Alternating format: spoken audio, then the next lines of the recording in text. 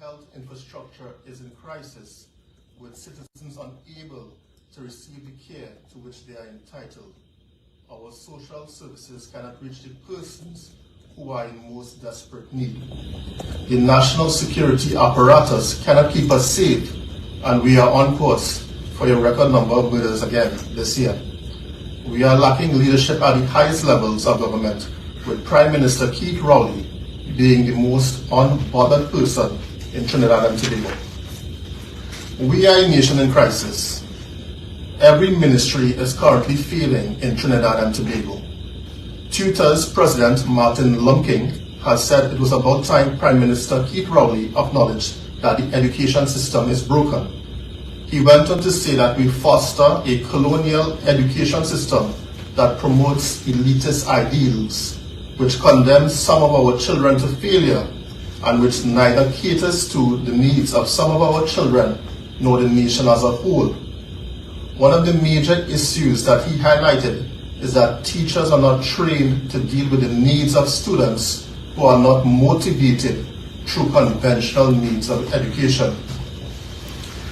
So it was with great disbelief that I read in our daily newspapers that the Ministry of Education's nursing unit is now disbanding a nursing program in which 40 young students were committing themselves to studying nursing and becoming health professionals in this country. What could possibly be the reason for the Ministry of Education to disband this program in a country in which we need nurses so desperately?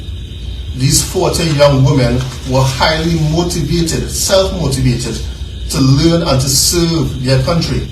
Many of them resigned their jobs and others committed resources to their program of study. These 40 nurses are now demanding $13 million in compensation. On the 14th of March of 2022, the ministry's nursing education unit posted an ad inviting individuals to pursue a 3-year program that was supposed to start in May of 2023. After the successful completion of this program, the graduates were promised a 3-year contract with one of the regional health authorities. On May the 5th, 2023, the students received an email to attend a meeting at the School of Nursing located at Palms Club on the 9th of May, 2023. Upon their arrival, they were told that the program had been cancelled. No explanations were given. Students had to purchase books and uniforms, and some of them had to have lost as much as $100,000 as they had to quit their jobs to commit to this program. One of them said that we are really hurt, we are disappointed, we had already prepared ourselves to go into the nursing career. She went on to say this was my career, and to hear that it had been taken away from me 2 weeks before it was started is really devastating. Another showed all the nursing textbooks that she bought, but which she says are now useless. Christine John said that she had quit her job and went back to beg for her old job, but unfortunately she was told a replacement had already been found, and she had already bought her nursing uniforms. This is yet another example of this government's lack of vision and their uncaring attitude to governance. The Rowley administration has failed the youths of this country, and this is another glaring example of this government seeking to keep the youths of this country reliant on a PNM party group hamper. The government must immediately settle this claim for compensation by the 40 nursing students whose program was abruptly terminated. In addition, the Ministry of Education must review its decision to abolish this program, especially as we have a national shortage of nurses. This ill-advised decision to cancel the course of study is having an adverse effect on the students and on the nation as a whole. In responding to the request from the ministry's nursing unit to apply for the 3-year program, the students gave up their jobs and forsook their career paths and made investments in books and other essential resources. They were assured of a 3-year work contract with a regional health authority, the ministry must review its decision to scrap this course and as well must renege on its promise of secure jobs. These distressed students must also be appropriately refunded the financial losses that they have occurred by this program being aborted. And the ministry must resolve this unseemly matter in the quickest possible time. As you may know, we currently have a great shortage of nurses here in Trinidad and Tobago. And President of the Trinidad and Tobago Registered Nurses Association, Edie Stewart, is on record as saying that nurses are working on 2013 salaries. And because of this, many nurses have sought employment abroad. Because of this, Minister Diyal Singh has been unable to meet the staffing quota at many hospitals across the 4 regional health authorities in Trinidad and Tobago. Tobago is the only RHA that has met its staff figures, and that is because it falls under the authority of the Tobago House of Assembly. This was most apparent during the pandemic when one nurse had to do the job of 2 or 3 nurses. Our nation's shortcomings have been highlighted in the 2020 State of the World Nursing Report, which analyzes data from over 191 countries across the world, including Trinidad and Tobago. And for countries such as ours that are unable to retain their best nurses, the report has advised that we should consider improving salaries and working conditions. We should also create professional development opportunities and allow nurses to work to the full scope of their education and training. During the COVID-19 pandemic, one nurse had to do the job of many. Professor Simonga and his team produced an independent report of the situation faced by nurses and health professionals on the whole during COVID-19. And they highlighted the lack of nursing personnel in our nation's hospitals. Our nurses were placed under extreme pressure because of staff shortages. In addition, nurses had to carry out duties outside of their regular functions.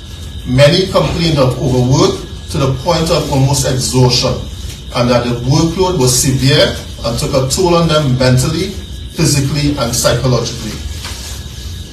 There was reports of 1 ICU nurse to 6 ventilated patients in the intensive care, and 1 ward nurse to 20 to 30 patients. And this is unheard of in many countries.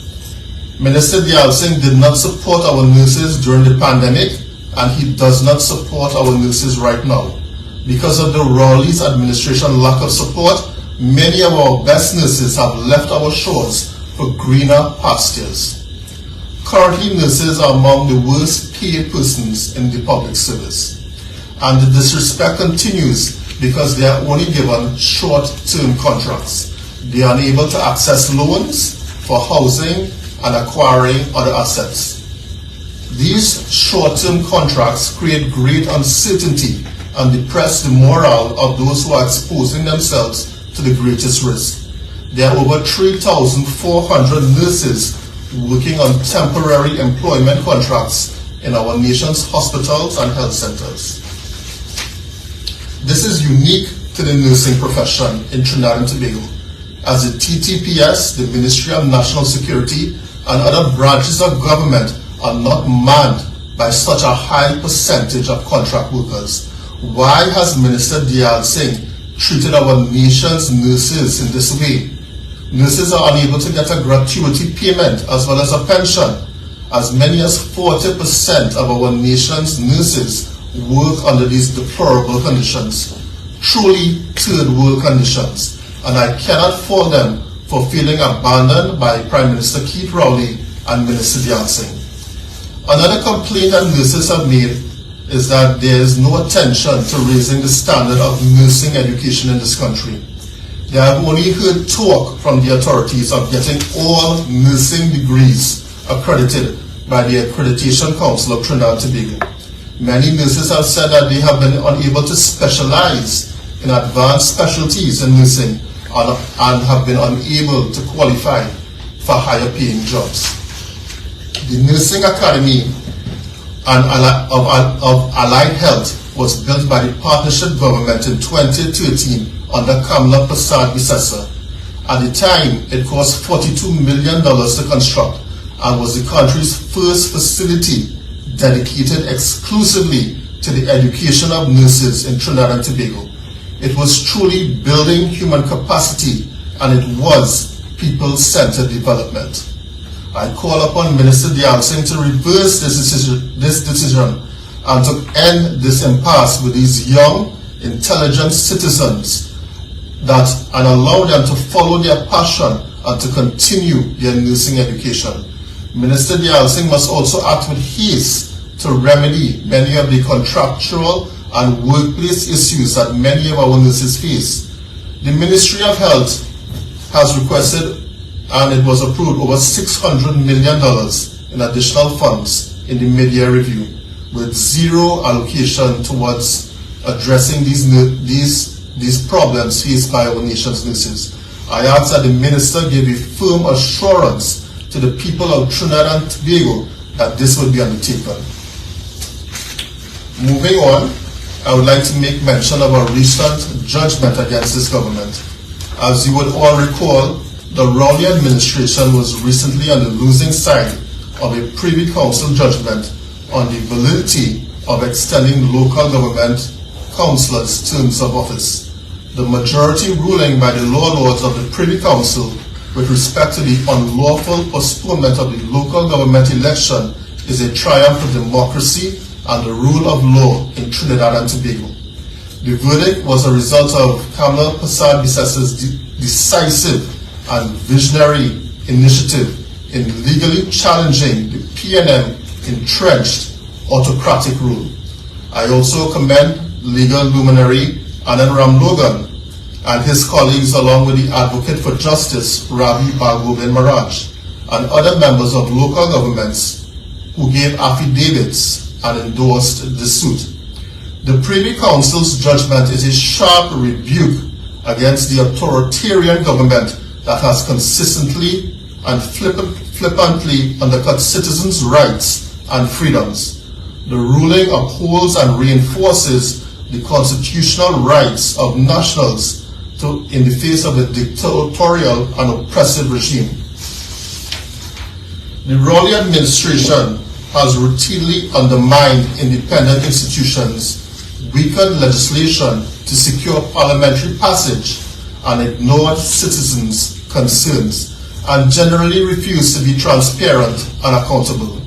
It is insightful that in Trinidad and Tobago's 61st year of independence, the Privy Council has felt compelled to restate that the essential characteristic of a representative democracy is that representatives are chosen by popular vote. The verdict is momentous for a country under administration of totalitarian government. Citizens are reminded that eternal vigilance is the price of liberty. In February of 2016, the WHO had declared that the number of cases of Zika infection constituted a public health emergency of international concern. The Zika virus was actively present in more than 87 countries around the world, including the Caribbean, Latin America, Central Africa, India, Indonesia, Malaysia, Cambodia, and Papua New Guinea. According to reports, there were around 294 Zika-positive pregnancies in Trinidad and Tobago at that time. In late October of 2016, Minister Dialsingh held a press conference during which he promised that the ministry would provide clinical and developmental support to children born with microcephaly due to Zika, and that the Ministry of Social Development would provide grants that were in place once proper protocols were followed. Former Chief of Staff of the Mount Hope Women's Hospital and President of the Zika Foundation, Dr. Karen Sohan, said, one of the things that family always mentioned was the lack of support and that they have felt abandoned by this government. She has said that there are at least 20 families with the foundation who have births affected by the virus. Today I call on Minister Dayal Singh to do his job and to serve these families as if they were his own. These children need specialized care to walk and to do many basic functions. It is a great burden on these affected families to undertake this care, which they must do so at personal cost. This is a lifelong commitment, and the state must be prepared to help these families incur this cost. Almost every country around the world in which Zika cases were present have instituted comprehensive rehabilitation programs to treat with these patients at no cost to the parents. Why have we not done this as yet in Trinidad and Tobago? I make the call that Minister Dayal Singh takes the appropriate steps to care for these children at all stages of their life. And I ask that the Minister provide such a firm assurance to the people of Trinidad and Tobago. This comes as Minister Dayal Singh has been unable to manage the nation's healthcare at a reasonable level. Guayari residents are calling for 24-hour healthcare 7 days a week. One resident has said that children and elderly people who are suffering from asthma but cannot access the health centers on weekends because the health center is closed. She said many people cannot afford to travel to the Mayaro District Health Facility for care. She also went on to say there was a pregnant mother who had to wait for an ambulance to come from Princestown because there was no ambulance in Mayaro to come there. The pregnant mother had to deliver the baby before the ambulance reached. And that is of great concern to us all here. The fact that a mother had to deliver a child without medical supervision. Another resident begged that the government do better for the people in the area. We need the health center to be open 24 hours, 7 days a week, and we need more doctors in the hospital, she said. Children and elderly persons are suffering. Another resident shared her harrowing experience when she fell severely ill in September. She revealed that there was also no ambulance available to assist her, and she had to hire a private car to go to the Mayaro facility. And when she did arrive at the Mayaro facility, there were no doctors there to treat her. Another resident spoke of a crippled sister that cannot get medical attention because of the lack of medical personnel at the health center. This is unacceptable. No one in this country should be denied to fast, reliable, modern healthcare services at this stage in our development, not after an average of $6 billion being spent by the Ministry of Health every fiscal year under the Rowley administration. Where is the money going? Why are citizens saying that they are unable to access an ambulance or a doctor in an emergency? Minister Dayal Singh will now have to take account of this as we as a nation go to the polls.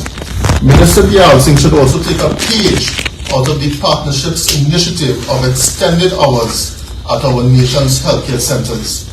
This allowed persons to access routine and emergency services after hours as well as during weekends.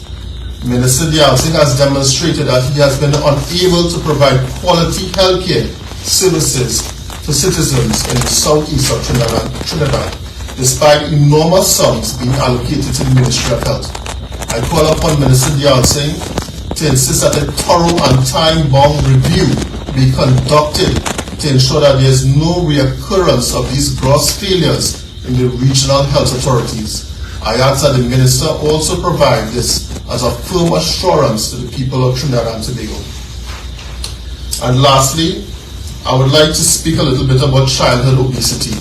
There is an urgent need for Minister Dayal Singh to initiate policy measures to combat childhood obesity and to reduce the prevalence of non-communicable diseases. There is a need for legislation on front of package warning labels, national dietary guidelines, as well as a national childhood obesity prevention program. We must also involve other entities in the fight against NCDs. As you may recall, we lost most of our citizens during COVID-19 due to them having one or more comorbidities. So Minister Dayal Singh should consider enlisting the support of faith-based leaders to give much more attention to an increase in healthcare education programs for their membership and their communities. We should also encourage companies to give specific attention to employee wellness programs, as well as we must encourage stakeholders in education to introduce a module of education on NCDs at the 5th form level to ensure that all secondary school students are fully appraised of the negative consequences of an unhealthy lifestyle. The time has come for NCD prevention to be on the front burner. In closing, I would like to make representation on behalf of my constituency. Many roads are in a great state of disrepair. We have roads such as Welcome Road, Chin Chin Road, and the Madras Main Road that are in many cases riddled with potholes. I would also like to call for increased police patrols, CCTV cameras, and a police post in Kelly Village due to the increasing number of murders and serious crimes in that area. And I would like now to move on to a former national cricketer, world-renowned OBGYN, and a former Minister of Education, Dr. Goopeesingh. Thank you very much, Dr. Richard Seecharan, for your expose on the current problems facing the nurses and the medical profession as a whole, and the medical care, which is basically absent from the country. Thank you very much for your detailed presentation on that. I will address this morning members of the listening and viewing audience. Prime Minister Dr. Rowley's admission recently of his failure in the education system. Prime Minister Rowley, at his address to members of the business community last Tuesday, it was 30th of May, this country witnessed a very saddening history in the making when a Prime Minister elected to lead this country 8 years ago and re-elected to govern 3 years ago in the best interest of all citizens, simply threw up his hands in the air and admitted he simply could not do the job. And I'll explain this in more detail. He has not done his job as Prime Minister of this country, and it is very sad it's time for him to go. Let me quote from the Trinidad Guardian's report on this event on the 31st of May 2023. And I quote from what the Trinidad Guardian said, I think was Aka Samaru of CNC3 wrote this. The blame game, and I quote, that is a quote from the Prime Minister, Dr. Rowley. The blame game, Prime Minister Dr. Rowley, when asked to comment on the runway crime that has Trinidad and Tobago under siege, blamed the current education system for creating a conveyor belt of uneducated young gang members. This is a Prime Minister, after 8 years of being a Prime Minister, with 4 ministers of education, 2 between 2015 and 2020, and now 2 more between 2020 and 2023. And having spent almost $56 billion on education over the last 8 years, at $7 billion per year, roughly, making these statements, blaming the current education system for creating a conveyor belt of uneducated young gang members. But Prime Minister Rowley, you have been in charge for the last 8 years. You've had 4 ministers of education. You have spent $56 billion in education, and you really can't account for any improvement in the education sector. So you're saying the education sector is creating a conveyor belt of uneducated young gang members. Who is to blame? You have to take the full responsibility of not dealing with the education system with your 4 ministers. Dr. Rowley lamented that significant amounts of young people pass through the secondary school system without learning anything. Who is to blame for that for the last 8 years? Dr. Rowley, you and your team had been in charge. He blamed the automatic promotion of all children into secondary school as a main contributor to the problem. Here is his dirtiness coming back to the forefront, wanting to blame our leader of our Minister of Education then, Mrs. Kamala Prasad-Bisesa, who in 1999-2000, under Mr. Pandey's leadership as Prime Minister, sought tremendously to construct scores of secondary schools throughout Trinidad and Tobago. I believe it was 47 schools. Minister of Education then, who became Prime Minister, Mrs. Kamala Prasad-Bisesa, now leader of the opposition, and soon to be Prime Minister again, constructed more than 40 secondary schools and had places for thousands of students who were left out of the secondary school education system for years. And I'll come more to that in a while. So he's blaming, continues to blame everybody, but he said he blamed the automatic promotion of all children into secondary school as a main contributor to the problem. So it seems as though Dr. Rowley didn't want students moving from primary school to secondary school. And why shouldn't it be automatic? What prevents a child from being automatically moving from primary school to secondary school? But it is your responsibility as Prime Minister and your Ministers of Education to lift the standards in the primary schools so that all students could move successfully into the secondary schools. But you have failed to do so. You have failed miserably. And then he goes on to say, and quote, because once we have made the decision that everybody goes into high school, and that's an unquestionable decision, everybody should be going into high school. The questions remain, what about those children who enter the secondary school system having not been readied in the primary system? Whose responsibility is to readying the children in the primary school system? It is your responsibility, Prime Minister Dr. Rowley, and your Ministers of Education. So you should have been seeking to ensure that all children in the primary school system secure a strong fundamental basic education so that they can move into secondary schools with ease and with dignity. But you have failed them. And then he asks, when they get into the secondary school system, what is the curriculum? Imagine Prime Minister Dr. Rowley asking, what is the curriculum of a secondary school? It seems as though there's a disconnect between his Ministers of Education. Well, he had two failed Ministers of Education between 2015 and 2020. Ministers Garcia and Minister Lovett. And I'll come more to that in a while. When they get into the secondary school system, what is the curriculum that they are going to follow? But Prime Minister Rowley, you know the curriculum. The curriculum is written there. Primary school curriculum, secondary school curriculum, early childhood education curriculum. So they have been, we follow that system. We follow the curriculums. Is it the curriculum of the primary school as a continuation? Very sad that the Prime Minister will be speaking in that type of way. I expect Honorable Prime Minister, who has his PhD in geology, would understand what a curriculum is and what is a continuation of a curriculum from primary school to secondary school. Why is he asking these questions after 8 years of being Prime Minister and he had 4 Ministers of Education?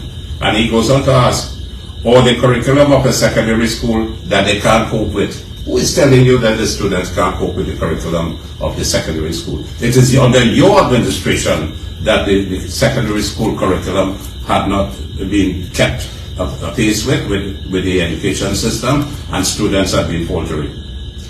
The Prime Minister said, if these questions are not answered, he's not asking these questions 8 years later about curriculum.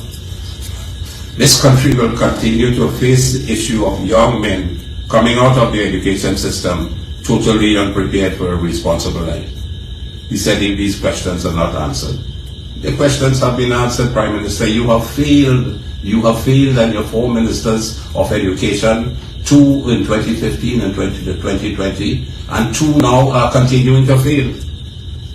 And he goes on to say, and I quote, those are the ones who largely end up in the clutches of the drug dealers and the smart men who organize gangs. And what is the skill they can carry? And he speaks about criminal conduct. He asks, so what skills training did he offer? He is now speaking about what skills they carry. Criminal conduct. What skills did you carry? You closed down all the tech-fork education systems across the country, MIC, NSDP, YTEP, all these programs that would be thousands of students that were going through the tech-fork education system and learning skills when they were not comfortable with the academic aspect of the education system. But you closed them down within 1 year of your coming into government between 2015 and 2016. You closed down most of these tech-fork centers across the country to the dismay of thousands and thousands of students and parents. And then he went on to scold the parents to take control of the children. So I truly feel sorry for the Honorable Prime Minister.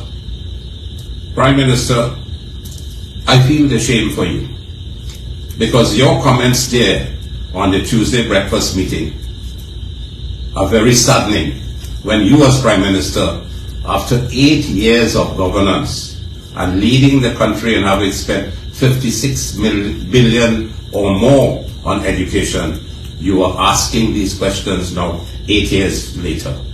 It's very saddening. And I feel the shame for you, Honorable Prime Minister. Something is seriously wrong. I feel sorry, and also I feel sorry for the students of Trinidad and Tobago, whose future had been at serious risk because of your hopeless, tragic, and dangerous incompetence. Your incompetence is stark. Your uncaring and heartless attitude is very stark, Honorable Prime Minister. And you were the one who were calling the students duncy. You call them, the girls in the school, like behaving like hyenas in the jungle. You call them monsters. Prime Minister, this is unbecoming of you. Why didn't you pay particular attention to the people-centered development and human capital development to carry your country forward? Artificial intelligence, AI now, is leading the world, and the world is changing. And this is where you were supposed to be carrying the country, but you carry the country back to almost 50 years ago. How tragic and how pathetic, how dangerous, Honorable Prime Minister. How frightening for this country when we have a Prime Minister basically throwing up his hands in the air and saying, don't expect me to fix the problems of crime, blame it on the education sector. He can't fix crime. He blames it on the education sector, and he can't deal with the education sector, which falls under his total responsibility as Prime Minister of this country.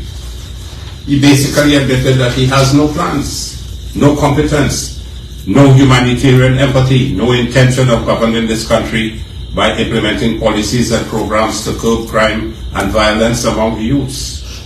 Absolutely, this country has no hope under Prime Minister Rowley. What is he doing about the students who have been dropped out, who have been expelled from the schools, who were under state care? Hang down here. Prime Minister, you're a person from the past and so on. I'm sure you listen to a lot of music. Listen to the music by Tom Dooley. Hang down your head and cry. Hang down your head and cry by Tom Dooley. Essentially, he is saying he plans to do nothing to ensure that students, that the nation's children get their constitutional entitlement of education. He is allowing entire generations of students to be lost to crime and violence. He is risking and damaging the very future survival of our country.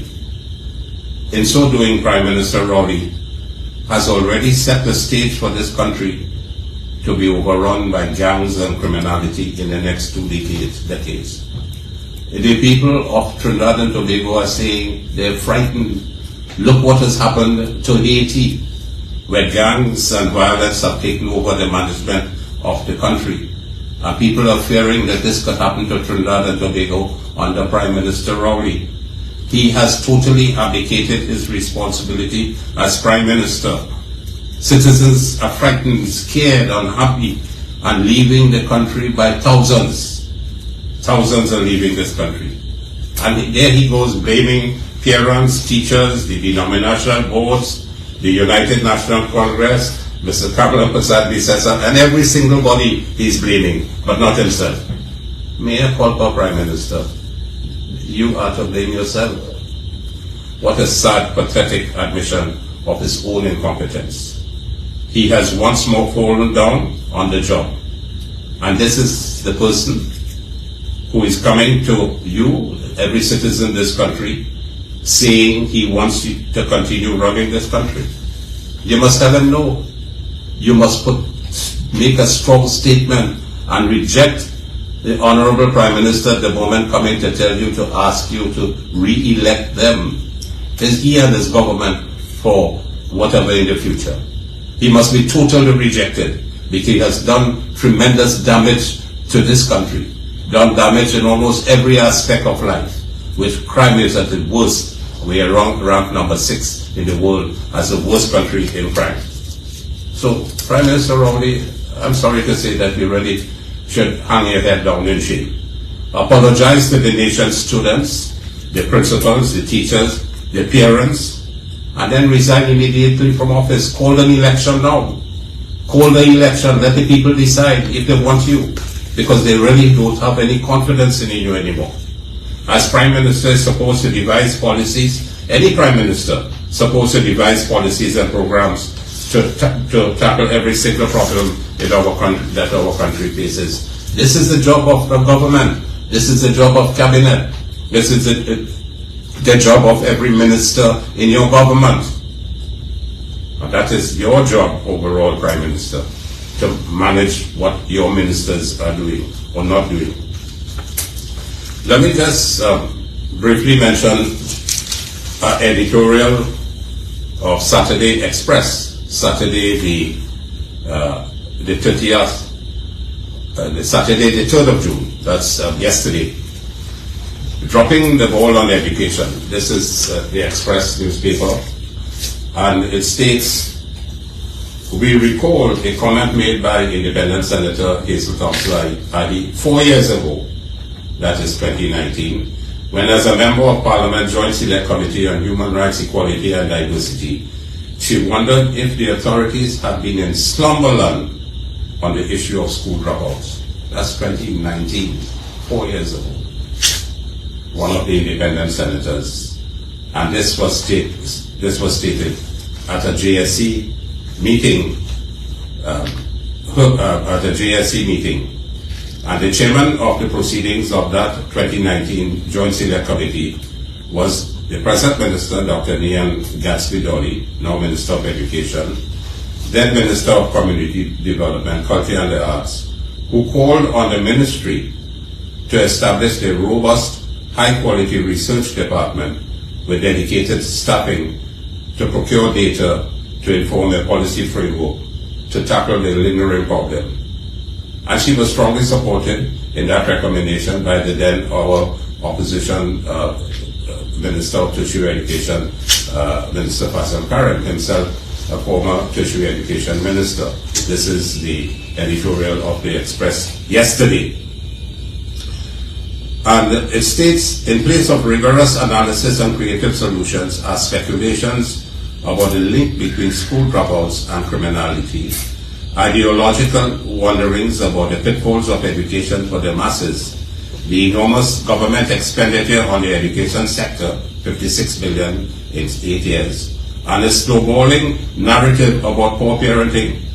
Whether these broad generalizations come from an average citizen or Prime Minister Dr. Keith Rowley, as they did at his political party fundraiser Thursday morning, no useful purpose is served, whether it came from him.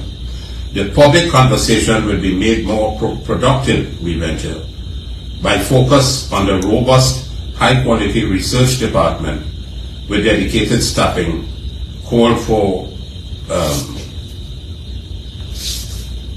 4 years ago by now Education Minister Gatsby-Dolly. My understanding is that this department, this research department, is dysfunctional, not functioning, so you can't get information of the real amount of students who have dropped out from the school, who have found themselves in legal troubles and crime, who have been expelled, and so on.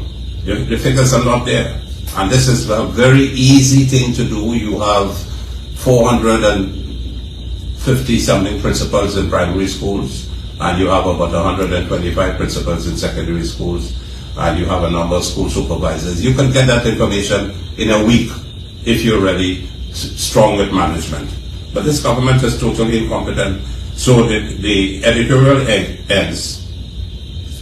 To extend Senator Thompson-Ahi's analogy, national conversation on this issue cannot be conducted as if we have been in slumberland.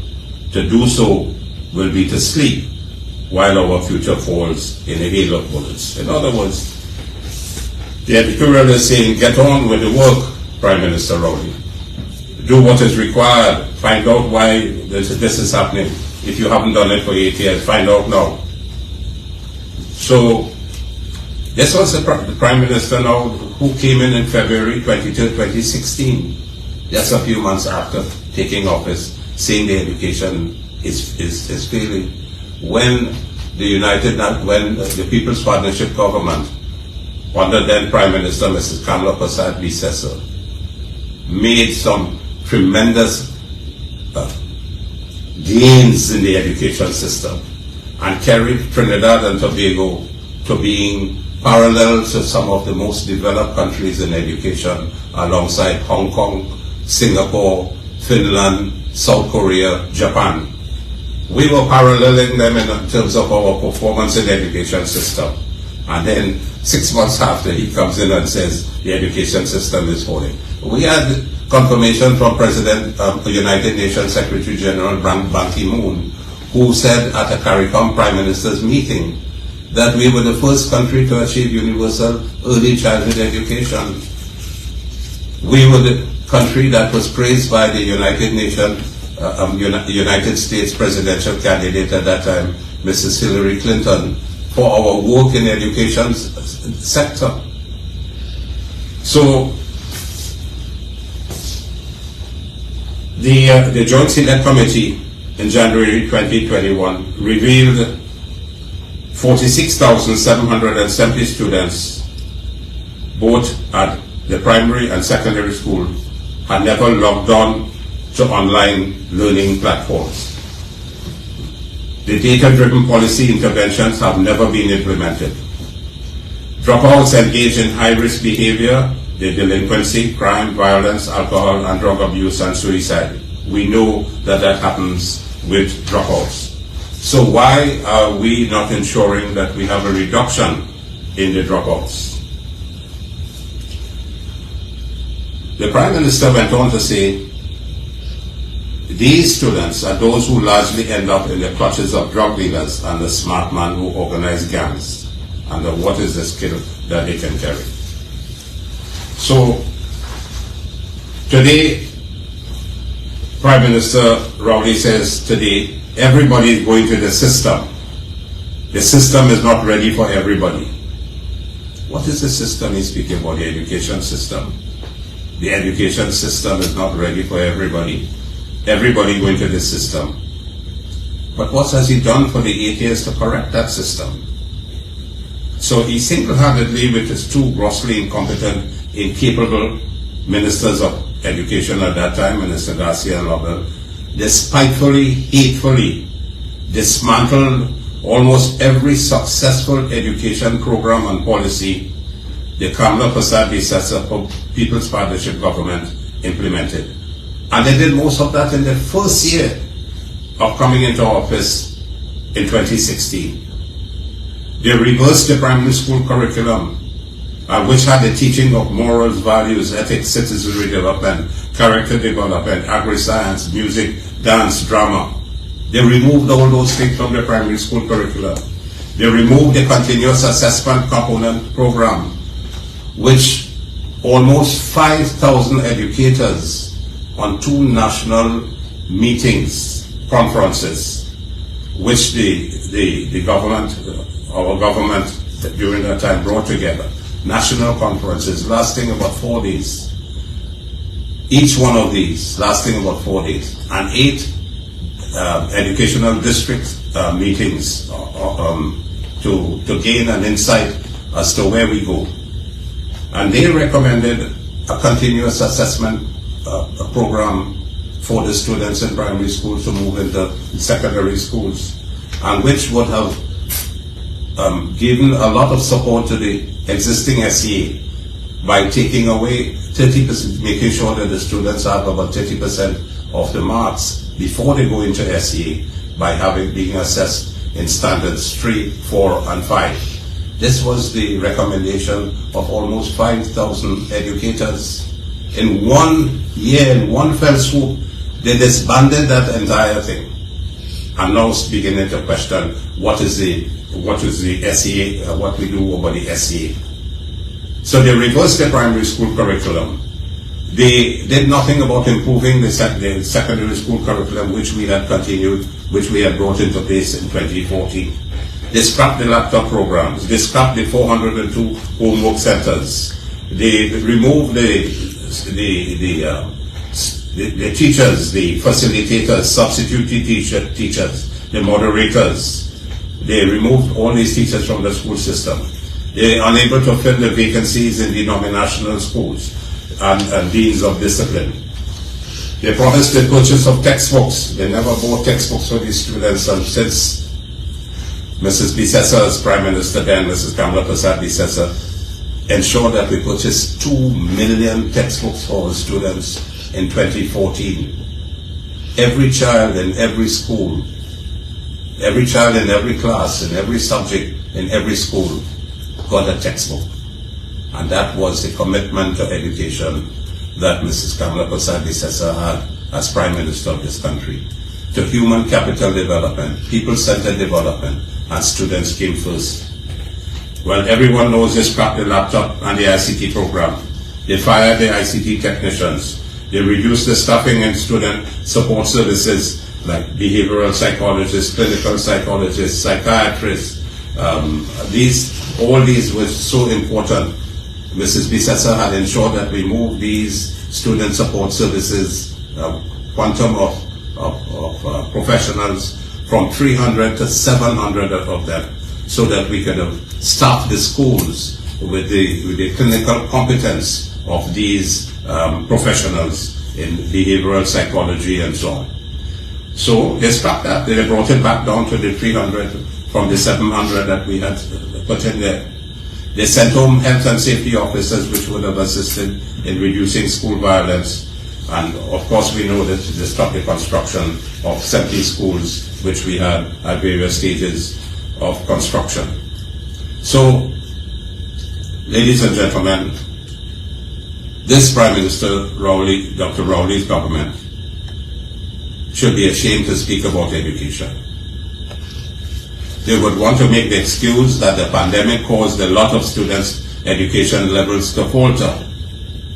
But for 2 years, near 100,000 students who required digital education through IT system were without IT devices to facilitate their education at home.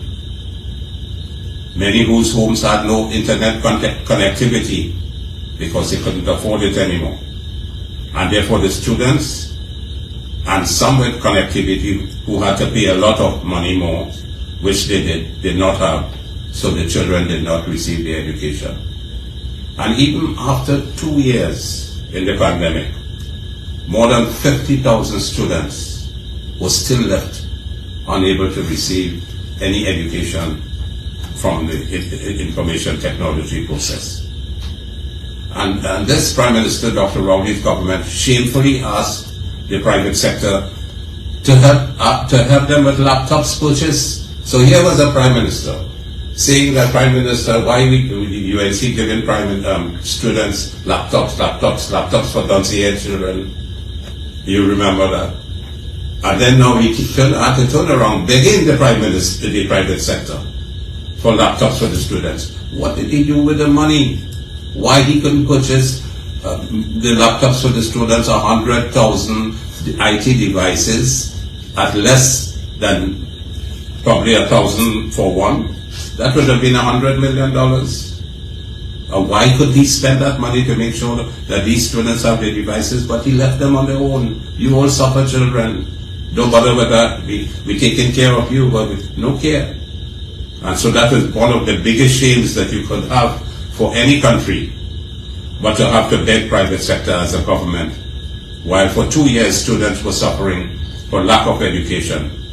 And PNM has wiped out, Dr. Rowley, you and your government have wiped out generations of students, of children's education. And you must feel the guilt about it. You have failed the students of this country. And this is what we are reaping now, the whirlwind of your failed education system. And you want to come at a business meeting and talk about education? You should. Something has to be wrong with you. You must bear that responsibility. But you don't seem to care, whatever. Their IT system is still in a mess. When we had connectivity to 124 secondary schools and a number of homes with at least at an average of 30 megabytes per second, almost 300,000 citizens of Trinidad benefited from the IT movement in the primary schools by giving the students laptops, 97,000 laptops for students, principals, and school supervisors. And many of the schools now have lost their connectivity. The IT classrooms, which had computer rooms, some schools had at least 3 computer rooms with at least 50 functioning computers in the computer labs. They are no longer functioning. They fired the 150 IT technicians who were servicing these. We had trained over 6,000 teachers at different levels of ICT, learning and education development, and these teachers did a marvelous job in imparting knowledge through the digital system at home to students. They stopped the training of these teachers. We have the 21st century smart classrooms. We partnered with Samsung, with a number of schools in the country that has been gone to waste by the Rowley government. We had put in audiovisual systems in each of the secondary schools, but that has been allowed to decay. We had interactive whiteboards with a number of schools. They are no longer sustained to make education that more meaningful. So they destroyed the whole IT systems in schools. And this is continuing to result in the worsening and deterioration of our education system, which he is aware of, and all the achievements and attainment for the students. It's shameful performance by Prime Minister Rowley and his government. Our IT systems were so much at the forefront globally that we were recognized in Latin America and Caribbean as one of the leading countries in the field, and even globally, while with Russia moving to begin IT programs for their schools when we had already started. President Obama was asking the private sector of the United States to assist them with $100 million each, that is the IT companies, to have laptops and IT devices for students in rural areas. Prime Minister Mrs. Kamla Persad-Bissessar had already implemented, and we were giving students laptops by the time all of this was going on in developed countries. So we had already marched forward, and we were one of the leading countries in the world with IT system, in digital system of education. And we've been moving to have e-textbook in mathematics and English for first formers after we had given over 97,000 laptops to students over the 5-year period.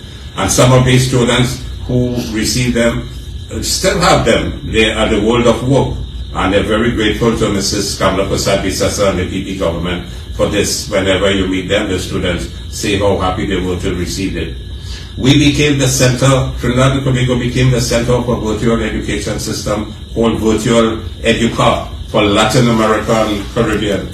Such was the international recognition affirmed to Trinidad and Tobago in its IT systems, all that have disappeared under Prime Minister Rowley. We had partnered with UNESCO as well to continue to help with the curriculum and programs for digital education. And we had partnered with Microsoft, which had put in about 18 systems within the laptops themselves for education. We had trained almost 6,000 teachers at various levels of IT, and we had provided the principal supervisors and all thousands of teachers with laptops as well. We were so good and to the forefront that we assisted St. Lucia's government to introducing their programs for IT and laptops for their countries. And a group of Latin American Caribbean countries looked at Trinidad and Tobago as a leader in digital education in the region. If we had continued as a government, ladies and gentlemen, if you didn't remove us, we would have been to the forefront of the world in IT development. We would have been moving to artificial intelligence. The human capital development of this country was astounding during that time. We had almost 52,000 students in university and so on. I will talk about that a little shortly. So we were world leaders. The Trinidad and Tobago became the first country in the world to achieve universal childhood education. That has been totally disappeared now, with little or no ability for students between ages 3 to 4 to have free early childhood education again. So parents with children 3 and 4 years cannot get this free anymore. But we have taken care of that, and we had partnered with the private sector. And remember what the United Nations Secretary General had to say. We were the first country in the world to have achieved universal early childhood education. And that is education for you, to start from age 3 and 4, carry it into primary school, into secondary schools, into university, in undergraduate level, into postgraduate level, and then even subspecialty at postgraduate levels. We had trained over 1,000 teachers in early childhood education, either at certificate or bachelor's degree program, to fill the schools with trained teachers. All our teachers at primary schools became fully qualified at having at least a first degree qualification, and we filled the vacancies of substitute teachers, moderators, remedial teachers, etc. Then let me speak a little bit about the school construction program. I often ask myself, how is it that we were able to really construct 106 new schools in Trinidad, 30-something primary schools, about 60 plus early childhood education, and about 8 secondary schools. We left 70 schools under various levels of construction. Some were 95% complete, many. Some were about 90%, some 10%, some 60%. And after 8 years of Dr. Rowley's education system, thousands of students are still cramped in cramped learning environment in mandirs and mosques. You have 70 schools under construction. In mandirs and mosques and community centers receiving their education in unsuitable environment, because Prime Minister Rowley, you and your government have spitefully and hatefully and maliciously decided not to continue constructing any of these 70 plus schools, including ECC centers. That will remain on your psyche for the rest of your life. Why did you stop the construction of these schools? Is it hate? Is it spite? Is it vindictiveness? And no Prime Minister of a country who's supposed to be looking after every child and every citizen of this country. But you spite the students, you spite the children, you spite the parents of these children. You didn't continue construction of the schools. Students had to travel 20 miles students went through a school system in a mosque, in a mandir, in a community center, and you talking about education. No, Prime Minister Dr. Rowley, shame on you, man. Shame on you. And you're currently wasting millions of dollars by allowing these schools to decay. The vermin, rats, the bush growing, they have removed almost every appliance and so on that in the schools that were almost completed. And this is what you have sat down and tolerated and did nothing about it. So some of these schools that were more than 95% completed were left abandoned, and for everybody to move in and take all the toilets and wash basins and electricity and roof. And that is the malice and the wickedness of this administration and its cohorts. Ladies and gentlemen, causing your children to suffer and you to suffer in these cramped conditions for years, for 8 years. How do you sleep, Prime Minister Rowley, at nights when you knew and when you know fully you have not been able to do what was required of you? And this will come back to haunt you. And you know, Sadly, it is the death of the education system we are witnessing that is haunting our students and our parents and society. And this is why, one of the reasons why we are seeing this increased incidence of crime in our country. And we have built those 106 schools in order to improve levels of school environment, to make it pleasing to receive education. If there are 450 primary schools and 125 secondary schools, and more than 50% are more than 50 years old, and a government comes in for a 5-year term and builds about 100 new schools, within a 10-year or 15-year period of time, all the schools will be new that are more than 50 years old. But that is not your thinking. You don't think about development-wise. You think in a different category. You think about getting up on a platform and lambasting and getting annoyed, getting vexed, and almost being as though you are on a platform of just getting yourself really agitated. And that is what is you exemplifying while you are on a platform. While you're in Parliament, you become so angry. Why? Think about what you have to do or what you're supposed to do. And I want the people of this country to really do a deep introspection of what has been given to them, where we are. As Dr. Seecharan spoke a while ago, on our health sector, our education sector, on our national security, where we are number 6 in the world now in terms of crime, in our economy. 100,000 people have lost their jobs. They can't feed their children. They can't buy uniforms for their children. They can't buy books. They cannot have pay for transportation to school. So this is why thousands of these students are out of school, because of their poor socioeconomic situations. What has the Ministry of Social Development been doing with the Ministry of Education to find out who are these children who are not coming to school? And you can give support to. Hundreds of families are unable to eat a meal during a day. They have to starve. The report, the United Nations Development Report, shows that 5% of citizens of Trinidad and Tobago skip meals for an entire day. Children are suffering. You have to reduce the school feeding program as well in schools. Some students have to go to school to get a meal for themselves. That is the state that you have carried this country to, Prime Minister. So all the significant gains that we had made in our laptop initiative, Trinidad and Tobago becoming a world leader in ICT in education, regional education leader, thousands of teachers trained in varied levels of ICT, a new ICT curriculum, achieving universal early childhood education, first country in the world to do this. All of this has been reversed under your watch.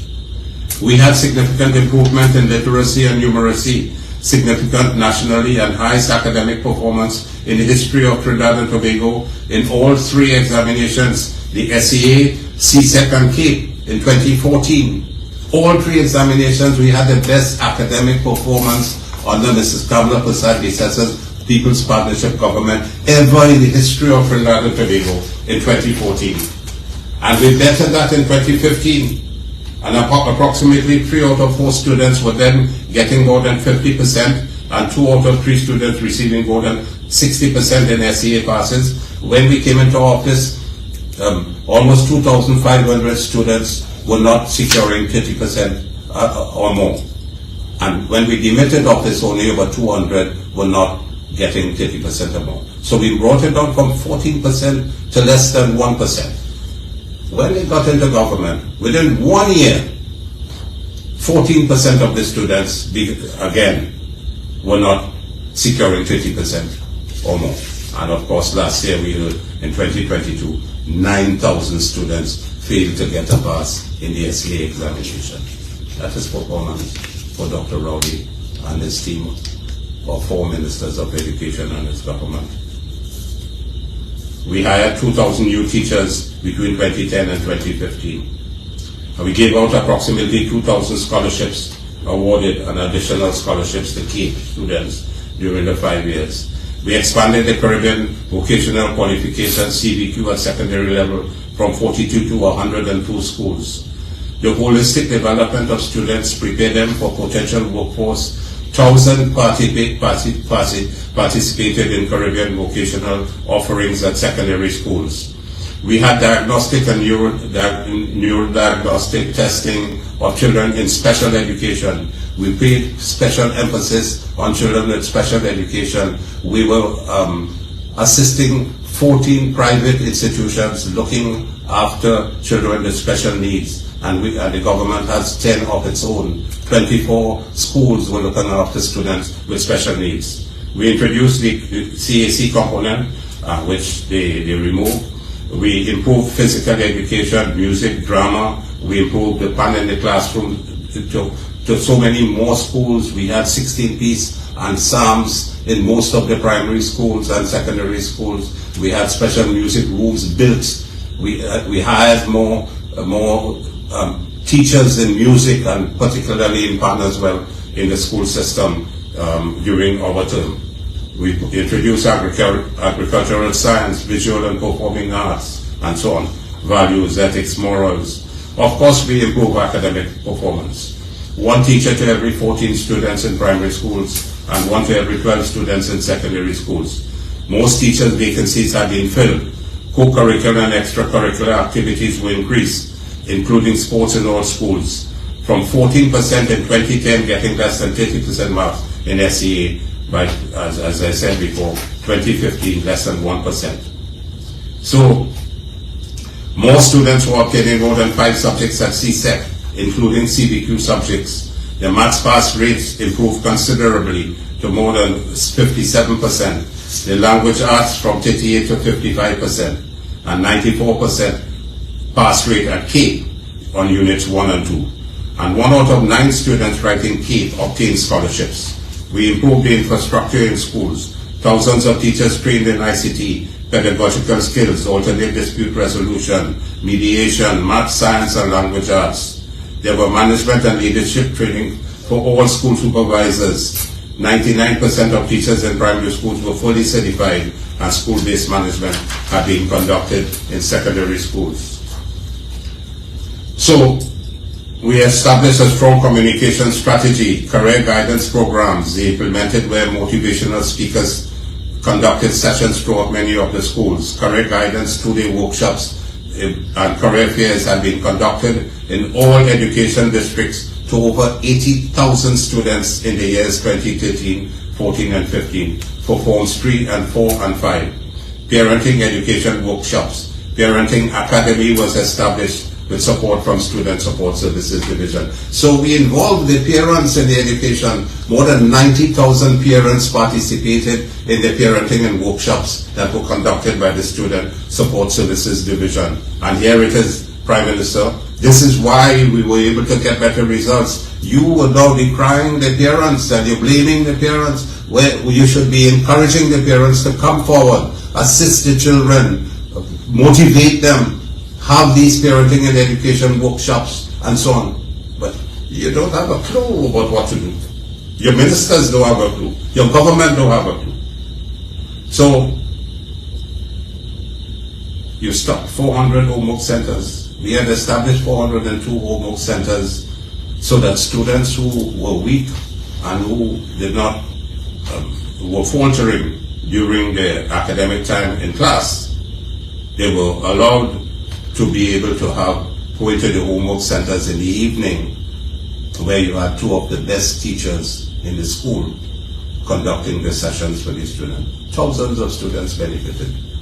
And in 1 year, you closed down, you and your ministers closed down these homework centers.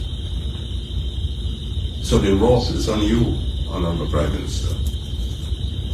You have failed this country, and you continue to fail this country. So, Honorable Prime Minister, ladies and gentlemen, students, after considering these facts truly, it is really time for the Prime Minister Rowley government to just get out of office. give our students, our parents, and our nation a fighting chance to recover and survive your disastrous, destructive, ruinous regime. Time for this country to exhale. I did not touch on the violence in schools issue. We all know what has been happening. Violence in schools is not a new thing, but you could have done a lot more to reduce the violence in schools, because that is where it emanates and spreads out after they leave school to become citizens who are dysfunctional in their behavior. And so we have implemented a 24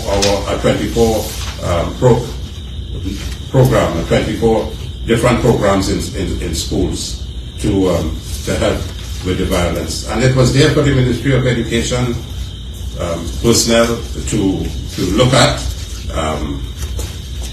the issues and to implement. The student support services with guidance counselors, guidance officers, behavioral psychologists, clinical psychologists, psychiatrists. We established 4 psychological education and enhancement centers for retraining the students who were suspended, and for correctional management, and they were staffed with clinical and behavioral psychologists. We successfully ran several parenting and education workshops, which I spoke about just a while ago. We launched the first national student hotline, Free Talk, 800-4321, to provide professional counseling to students. We established a circle of hope in each classroom where students have a special session on a weekly basis where they can speak with their teachers on issues that may have been confronting them. We hired over 170 school safety officers. We engaged the police service department for patrolling. We increased the amount of CCTV cameras in the schools. We implemented systems where students were subjected to walk-in body scans, just as we have at the airports on mornings and entry to schools. And these full body scans will go to various schools randomly chosen, and we made it publicly known that we had these body scans in schools. The Parenting Academy was established to support the students who were identified by the Student Support Services Division. We ensured that 85 local school boards were appointed, where community citizens sat in these local school boards to give assistance in managing ill-disciplined students. We employed substitute teachers, facilitators, moderators, so no classroom would be empty without supervision during the period. We made sure that the deans of discipline were appointed. We implemented a number of the policies which were based on the Southern Ryan's recommendations. Prime Minister at that time, Mrs. Kamala Persad-Bissessar, asked each minister in her government to read the Selwyn Ryan report, which is about 100 and something pages, and implement the policies which he had strongly recommended by the task force. God bless his soul. He did a tremendous amount of work. We established the crisis management teams in schools. We established learning enhancement centers, establishment of student councils in schools. We had mentorship program and motivational speakers coming to schools. We partnered with the Citizen Security Program, construction of gymnasiums in secondary schools.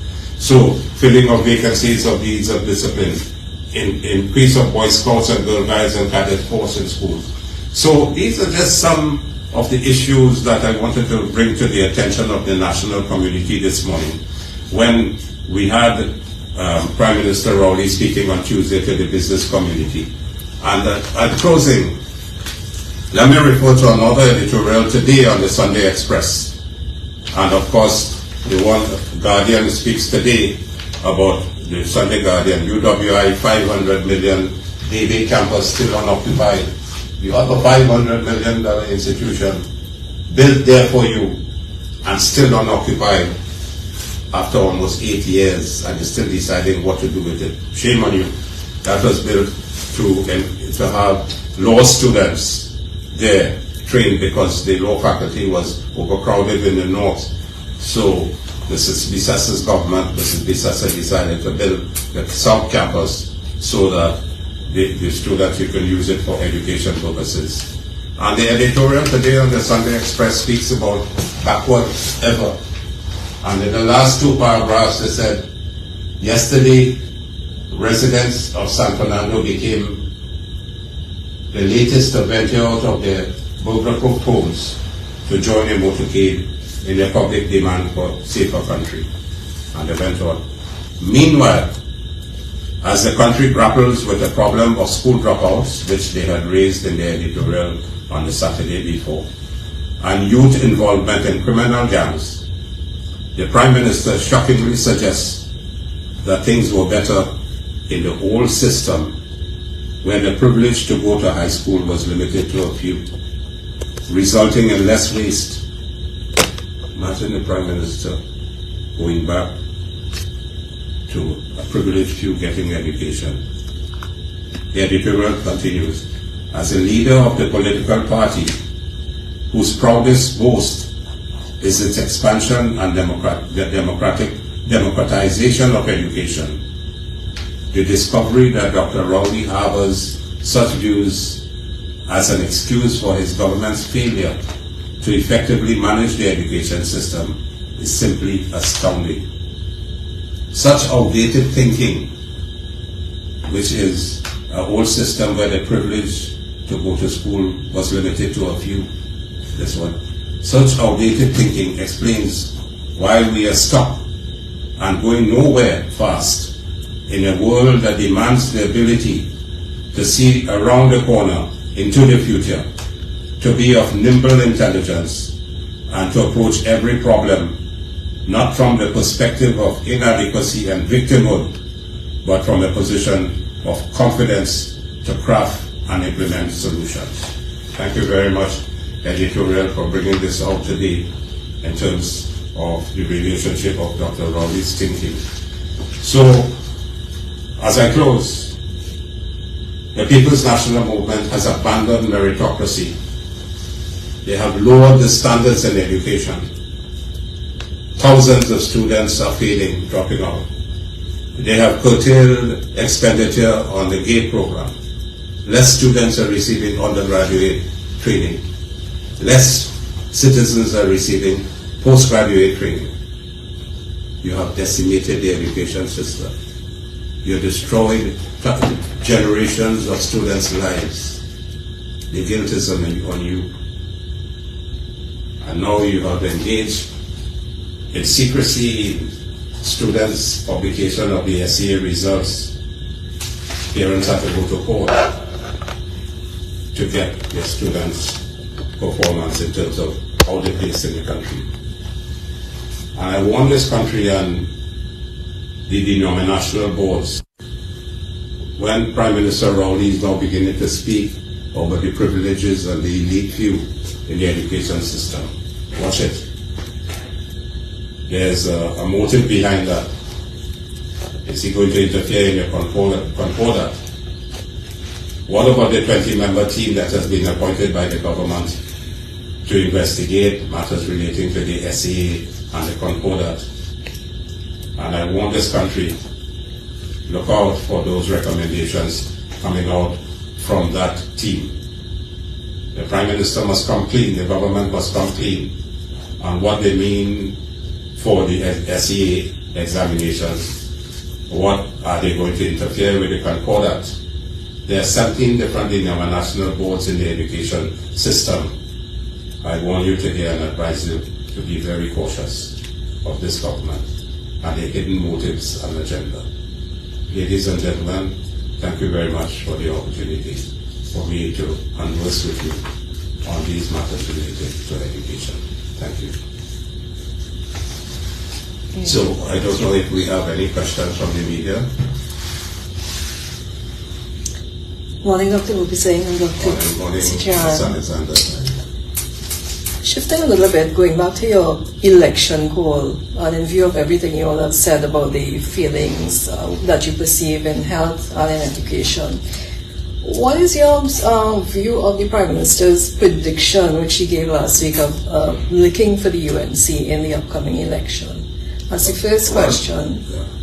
And that's in the context of defections of several UNC councillors to the PNL. Well, that's a moot point. The defections, politics has its ups and downs, it has its idiosyncrasies. You have the behavior of certain individuals, in every political party. People may join one organization and don't want to stay in that organization. They're free to move as they want. There are many more who want to fill your positions. So if you want to move from A to B or B to A, people are free. But we, under the United National Congress, have strong measures to determine suitability for governance in the party. We have disciplinary measures. So for us, it doesn't matter to us who want to move, who want to go where, because there are hundreds more who are willing to fill those positions. Every citizen is entitled to his choice and where they choose to go.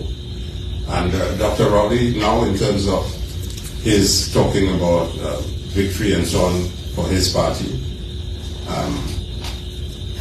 Dr. Rowley, I think you underestimate the people in this country. The people have had enough of you. And you are beating the population in a different way. It's sad for me to come out openly and say this because you have been my friend for more than 50 years personally. I mean, we are political opponents. My friendship, if you still cherish it, I still have it. But don't go down that pathway that you're going on political platforms. You are separating this population. You're being very dirty and vicious in your approach towards governance and for trying to win an election. And I want to warn the country, the issue is not what Dr. Rowley is talking about, ethnicity and all of that at election time. The issue is governance. Are you satisfied that he has done what he is supposed to do for this country and place your vote when an election is held? He's not going to win any. We are going to win this election. Mrs. Kamala Persad-Bissessar, as leader of the United National Congress and the opposition party, we are going to win this local government election. We're going to increase of the amount of local government seats we have, and we are going to win the general election when it is called.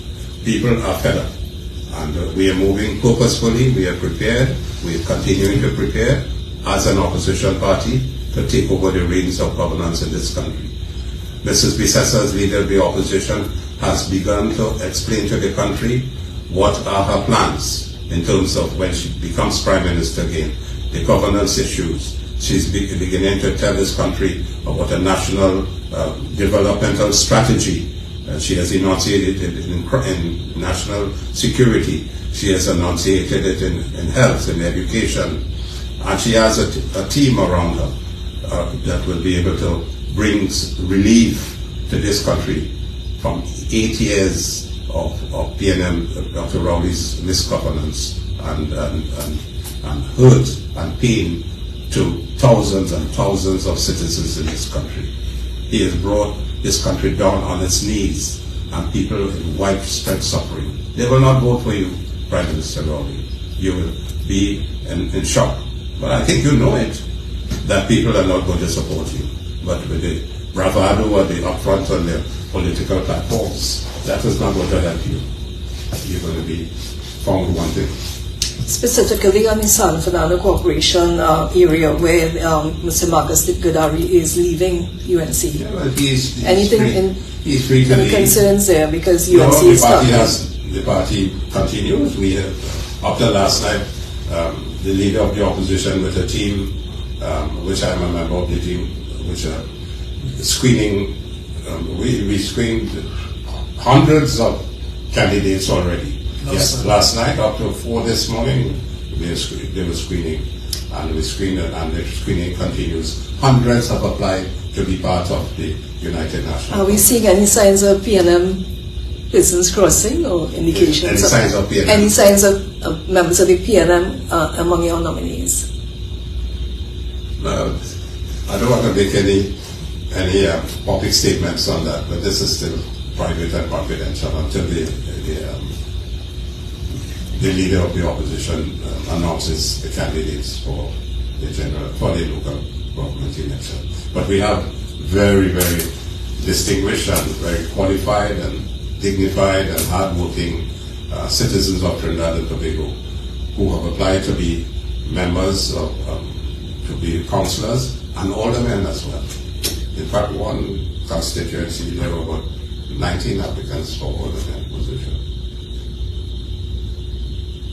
There was also a call by the Council for Responsible Political Behavior for all the parties to abide by certain rules and so forth. The statement was issued on Saturday, on Friday.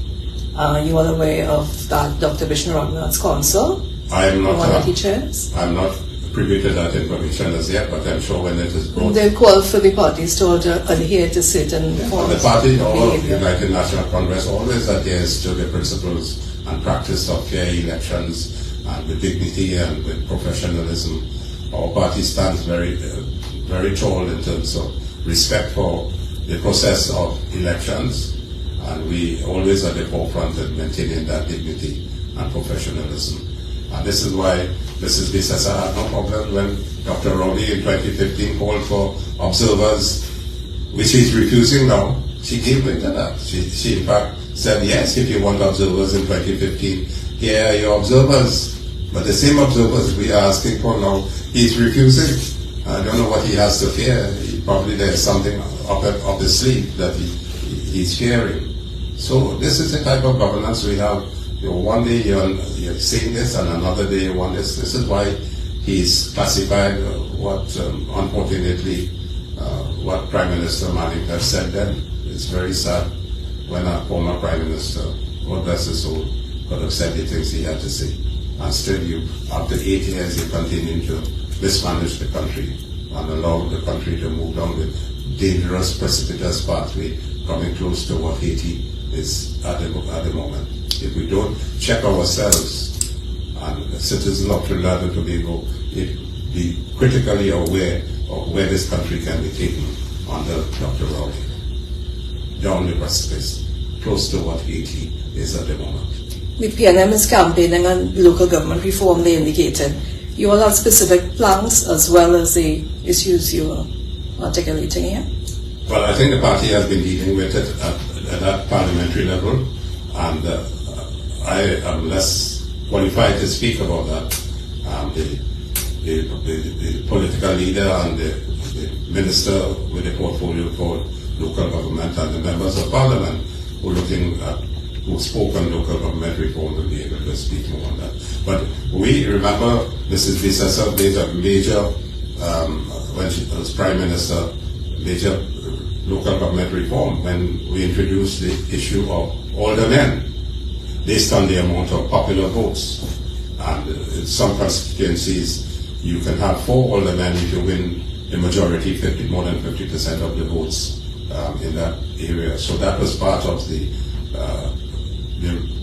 whole reform of the local government.